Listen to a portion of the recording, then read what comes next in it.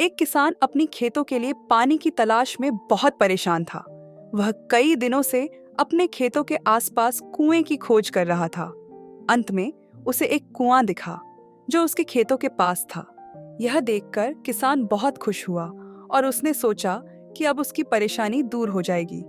खुशी खुशी वह घर लौट आया। अगले दिन वह पानी लेने कुएं पर पहुंचा।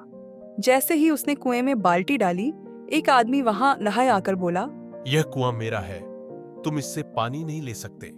अगर तुम्हें पानी चाहिए तो तुम्हें इस कुएं को खरीदना होगा। यह सुनकर किसान कुछ देर सोचता है और मन में यह विचार करता है कि अगर वह इस कुएं को खरीद लेगा तो उसे कभी पानी की कमी नहीं होगी। दोनों के बीच एक रकम तय हुई, लेकिन किसान के पास उतने पैसे नहीं थे। फिर भी उसने उस आदमी से वादा किया कि अगले दिन वह उसे पैसे दे देगा और घर लौट आया। किसान ने सोचा कि यह उसके लिए एक अच्छा मौका है, इसलिए वह बिना समय गंवाए अपने दोस्तों और परिवार से मदद मांगने लगा। कुछ समय बाद उसने वह रकम जुटा ली। अब वह पूरी तरह निश्चिंत था कि वह कुआं खरीदने में सफल होगा। अगले दिन किसान पैसे लेकर उस आदमी के पास पहुंचा और कुआं खरीद लिया। अब वह सोच रहा था कि अब उसे पानी की कोई चिंता नहीं होगी।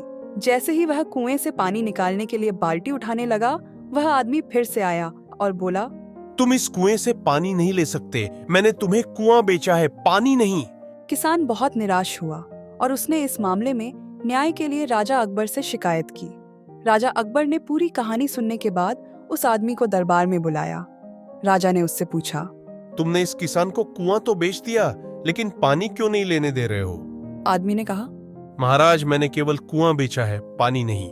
यह सुनकर राजा अकबर कुछ देर सोचते रहे और फिर बीरबल को बुलाया, जो अपनी बुद्धिमानी के लिए प्रसिद्ध था।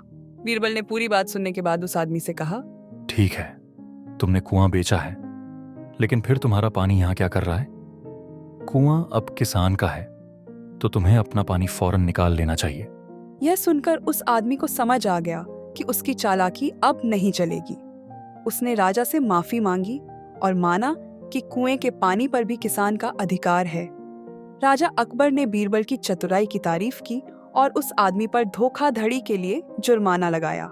यह कहानी हमें सिखाती है कि किसी को धोखा देने की कोशिश करना अंत में खुद के लिए नुकसानदायक हो सकता है।